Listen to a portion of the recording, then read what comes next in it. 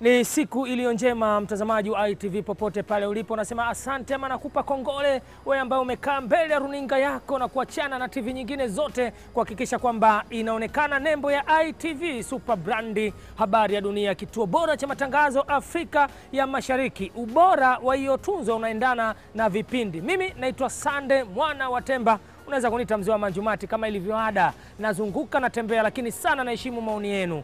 Wapo ambao wamenitumia maoni, wamesema mzee wa Manjumati unakwenda sana kwenye hoteli, unakwenda sana kwa watu binafsi, lakini sisi wapenzi wa nyama choma haujatutendea haki. Na mimi napenda kutii kiu kuwatendea haki. Leo nimekuja maeneo ya Boko Basiaya. Hapa ni Fyatanga Investment. Wana biashara nyingi hawa, pamoja na biashara yao ya hoteli, pamoja na biashara sijui ya maduka, pamoja na biashara nyingine ambazo wanaziendesha. Lakini mimi kwangu ni kule jikoni. Naona bwana, kule ndio napoelekea sasa ili kutiki wale wapenzi wa nyama choma. Kuna sehemu nyingi wanachoma nyama, lakini je, ubora nyama ambayo inatakiwa iliwe kama ni ya mbuzi, ya ng'ombe ama nyama ya kuku, je, utaipata wapi? Njoo Fyatanga Bar ama Fyatanga Investment. Naelekea jikoni huku, tuone kuna nini.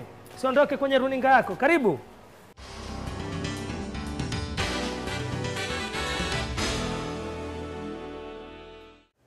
Wanasema raha ya ngoma ingia ucheze. Ukija hapa Fyatanga Investment ama jina maarufu ni Fyatanga Bar, maeneo ya Boko Basiaya, hizi sura ukiziona basi jua kwamba umefika kwa wale wataalamu wa nyama choma wenyewe original. Nimesha kwenda sehemu mbalimbali, nikwenda hadi Bagamoyo kule, nikajaribu kuangalia utaalamu wa kuchoma nyama, nimetembea sehemu mbalimbali, lakini ukifika hapa bwana nani Babu Ngoi, huyu Babu Ngoi mzee mkongwe na miaka kibao hapa. Kwa hiyo ukija hapa ukimwona ukitia oda basi wana amani kabisa. Sio wale wengine ambao hawaeleweki. Sasa huyu ndio bingwa wenyewe, mtaalamu kwa kushirikiana na Babu Ngoi. Au sio bwana? Mzee una miaka mingapi kwa hapa kwenye shughuli? 45 wapi? Jamani nimesikia. Miaka 45 uko hapa unachoma nyama. Toka ameanza kuchoma nyama na miaka 45. Sasa piga hesabu nguli wa namna gani miaka 45 kwenye shughuli ya kuchoma nyama. Maana nyama itakuwa nzuri tu, ana uzoefu wa kila aina ya nyama. Sasa huku ndo ninaye chef mwenyewe yule Chazi. Naam. Chazi sura si ngeni sana. Vipindi vya nyuma kwa bwana mimi nimekuja pamoja. Watazamaji wetu wengi wametuma maoni yao kwa njia ya mtandao ITV, Facebook ITV Tanzania. Mzee wa Manjumati unakwenda sana mahotelini, tunahitaji sasa sisi wapenzi wa nyama choma utupeleke basi hata sehemu yote tuone nyama zinachomwaje ili tujue pia sehemu kupata huduma. Nikafikiria nije Fyatanga hapa. Hebu niambie bwana, jina lako najua unaitwa Chaz na una miaka mingapi kwenye shughuli? Na miaka 7. Ana miaka 7. Huko 45 au 7. Patamu hapa. Kwa mambo mazuri. Ujuzi amechukua kwa mzee wangu hapa. Kwa kijana naye siku hizi anapambana. Bwana niambie kwanza, uchomaji wa nyama hizi una tofauti gani na sehemu nyingine hapa kwenu? Sisi uchomaji wetu tunatumia tu chumvi ili kupata uhalisia wa nyama yenyewe. Kwa nini? Kwa sababu wengine mimi nikienda kwenye majiko mengine utakuta nyama wanaweka viungo vingi kweli, mpaka vile viungo ambao wanawekaga kwenye kuku ile nini mnaita ile, wale kuku wa rangi wale wanatia hadi kwenye nyama. Ndiyo. Ni kwa nini kaamua kukaa na kiungo kimoja tu cha chumvi? Kila kazi inakuwa na ubunifu wake. Na sisi tumejaribu kufanya ubunifu wetu ili kuhakikisha unapata uhalisia wa kitu chenyewe. Nyama sisi tunatumia chumvi tu, na ukila sehemu nyingine na tunayochoma sisi ni vitu viwili tofauti. Hebu niambie uchaguzi wa nyama sasa. Maana watazamaji pia wanaangalia, mfano mnapokwenda kuchagua nyama ya mbuzi ama ya ng'ombe, kuna kitu mnakiangalia kwa mbuzi ndio mnasema huyu anafaa kwa ajili ya nyama? Lazima uchague mbuzi iliyokuwa sahihi. Lazima uchague mbuzi mzuri aliyenona na ambaye aliyekaa katika staili nzuri. Kwa sababu ukichagua mbuzi ambayo haijanona ni kwamba itakuwa haina mafuta na kuchomeka pia itakuwa ni ngumu. Kwa maana unapokuwa unakula nyama sehemu tofauti unaona utofauti wa nyama yenyewe. Mtazamaji, nimeshika kwa mikono yangu sawa, nimeshanao. Huyu Chazi ameniambia kabisa ukija humu ndani hakikisha umenawa mikono. Kwa usafi hapa wanazingatia sana usafi wa majamaa. Kwa hiyo ndio maana nimediriki kushika kabisa baada ya kupitia kunao. Alikuwa anazungumzia nyama ama mbuzi ambaye amenona mwenye mafuta kama hii. Kwa hiyo ukimwangalia tu mbuzi unajua? Ukimwangalia tu akiwa mzima, ukimwangalia unajua huyu? Unafahamu. Kwa hiyo amnunui vile vimbuzi vya kubabia. Hapana. Hebu niambie wateja wenu hapa huwa wakija wanapenda nyama gani kwa mbuzi? Wanapenda mbavu. Mbavu. Kwa nini? Ni nzuri. Ina ulaini wa kuzidi nyama nyingine. Kwa hiyo ukichoma hii na hii huwa inazidi hii. Hii inakuwa laini kuliko hiyo. kuna sehemu hapa kuna chuo unaenda unasomea uchomaji wa nyama tofauti na wengine na ama mtu yote tunajifunza popote? Hapana, hakuna kitu unakifanya bila elimu. Baada ya kufanya kitu lazima ujiongeze. Kwa hiyo nami nilijiongeza, ndio maana nafanya hii kazi. Ulijiongeza? Elimu ya kwanza kwa mzee wetu hapa miaka 45 kwenye uchomaji. Najua hapa umevuna vitu vingi. Ya pili ya shule ulienda? Wapi? Nilichukuliwa kipindi fulani nikaenda China huko.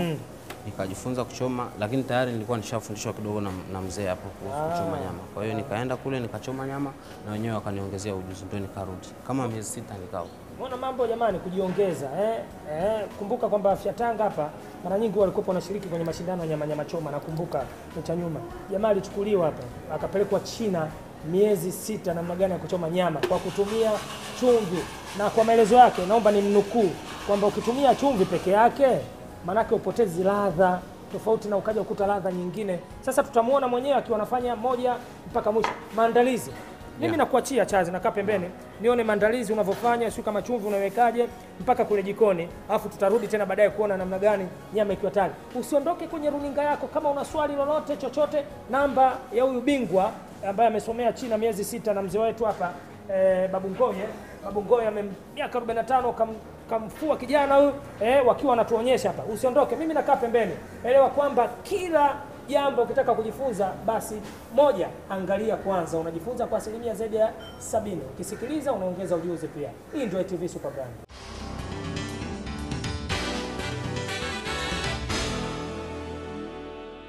Ndugu mtazamaji, kama unavyoweza kuona, hatua ya kwanza tunakwenda kupaka nyama yetu chumvi. Kiungo tunachotumia ni chumvi tu peke yake na hamna kiungo kingine chochote tunachoweza kutumia katika uandaaji wa nyama. Tunatumia dakika 45 kuichoma nyama yetu, yaani dakika 20 upande wa kwanza, dakika 20 upande wa pili na dakika 5 kuweza kulainisha nyama yetu.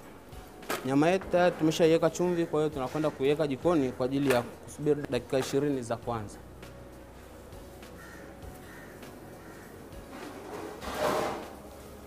Tunaweka kichanja hichi cha juu kwa sababu kichanja cha chini kinakuwa kina moto mkali sana na hichi kichanja cha juu kinatumia moto mchache. Nyama inahitaji kuchomwa na moto uliokuwa mdogo ambao umepoozwa kwenye saizi ya kuweza kuchoma nyama iweze kulainika.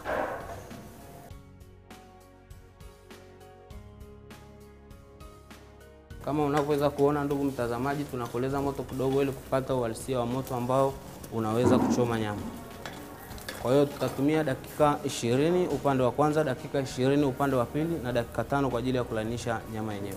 Ndugu mtazamaji, kama unaweza kuona upande wa kwanza wa nyama yetu unaweza kuona huko tayari. Kwa hiyo tunakwenda kugeuza upande wa pili dakika 20 nyingine.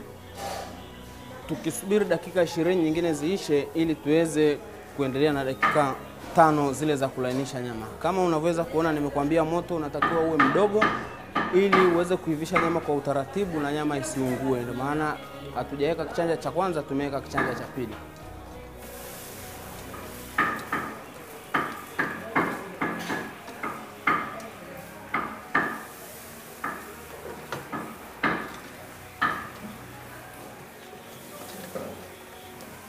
Moto ni wa utaratibu sana, moto unaenda ni sawa na joto. Tunachomea kwa kutumia joto, hatuchomi kwa kutumia moto mkali kwa sababu nyama itaungua. Kwa hiyo tunasubiri dakika 20 za pili za upande wa pili, huku tukisubiri zile dakika 5 za kulainisha nyama yenyewe.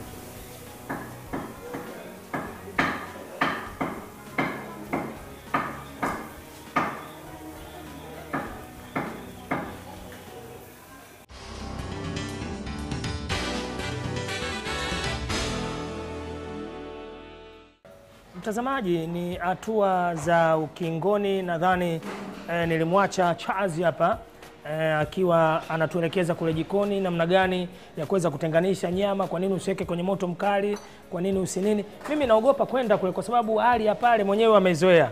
Mimi nikisogea tayari natoka jasho, naweza kuharibu kipindi, lakini ujamaa pale jikoni ni ndio maisha yake. Kwa hiyo mimi nakaa hapa nasubiri yeye afanye kinachoendelea kule. Chazi, kazi kwako. Tunafanya nini huko? Kama unaweza kuona dakika 40 kisha zile za kulainisha nyama ndio ziko zinaendelea kulainisha nyama. Baada ya dakika 5 tutaleta nyama mezani kwa ajili ya kuagia. Kwa kuna dakika 40 kwanza, dakika 20 kwanza za kuchoma upande wa kwanza, dakika 20 upande wa pili, 5 za kulainisha nyama. Sasa hizo 5 za kulainisha nyama mimi ndo nataka nijue maana yako nini? Nyama dakika 40 inakuwa imeshaiva, lakini bado haijawa katika standard ya kuliwa. Kwa hiyo inatakiwa ilainike tunatumia dakika 5 kuweza kuilainisha. Kwa hiyo dakika 5 zikiisha tunaleta mezani na kuweza kumgawia mteja aweze. Yawezekana maneno haya anayosema Charles, bingwa wa nyama hapa Fiatanga Investment Bar, maeneo ya Boko, basi haya sehemu nyingine inawezekana usipate maelezo kama haya. Nikisema utaalamu ndio huu, kwamba kuna dakika 20 nyama upande moja, dakika 20 upande wa pili, alafu kuna dakika 5 za kulainisha nyama. Mimi nilikopo sijui kabisa. Yote haya ni kwa ajili yake. Kama una swali lolote utamuuliza mwenyewe, namba ya simu nadhani mmeichukua na itapita tena. Charles, nenda, mimi sitaki kuja huko bwana. Naogopa kweli kweli. Anakwenda kuchukua ile nyama ambazo ziko tayari, na yeye alisema nyama nzuri ni ile nyama ya mbavu, anasema ndio tamu kuliko hata paja. Kwa hiyo kwako wewe ukija hapa Fiatanga, inawezekana ukamwambia kabisa niliona kwenye kipindi cha Mapishi ya TV mzee wa Manjumati, na ulisema mwenyewe Charles kwamba nyama nzuri na tamu ni hii, japo na hii pia ni nyama pia. Twende bwana.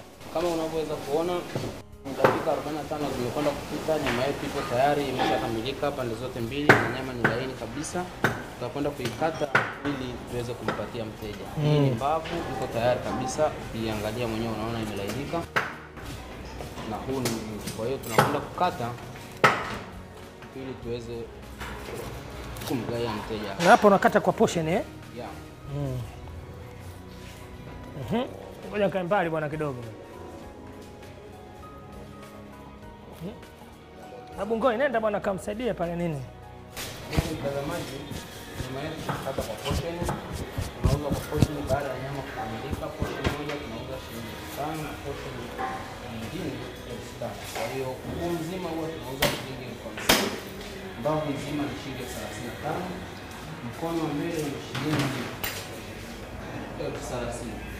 Kama hivyo unaweza kuona mtazamaji, nyama imeshakamilika na kata kuweka kwa sahani.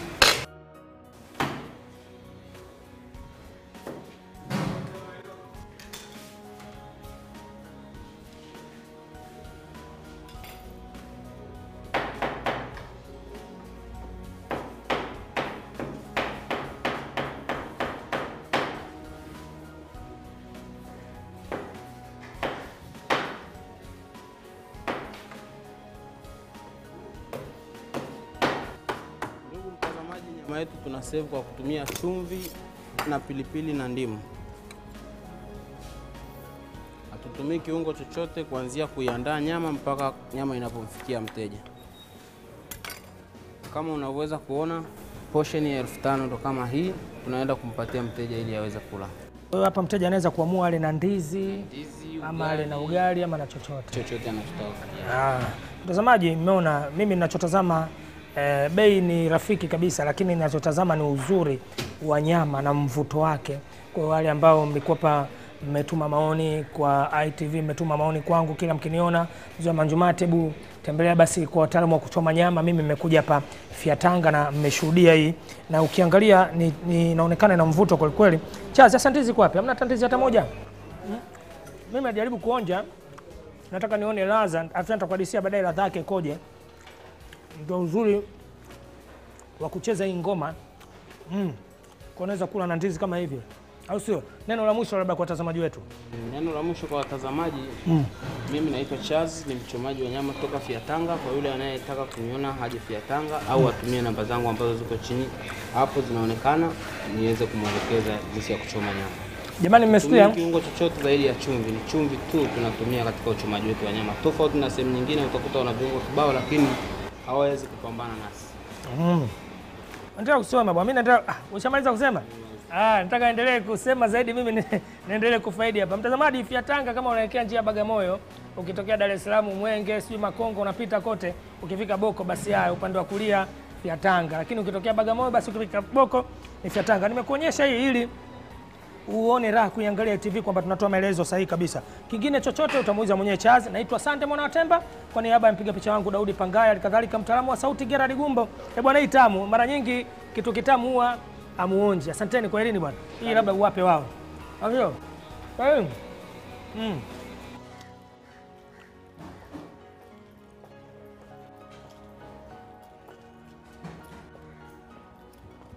Tuma maoni yako kuhusu kipindi hiki kupitia mitandao yetu ya kijamii: Facebook ITV Tanzania, YouTube ITV Tanzania.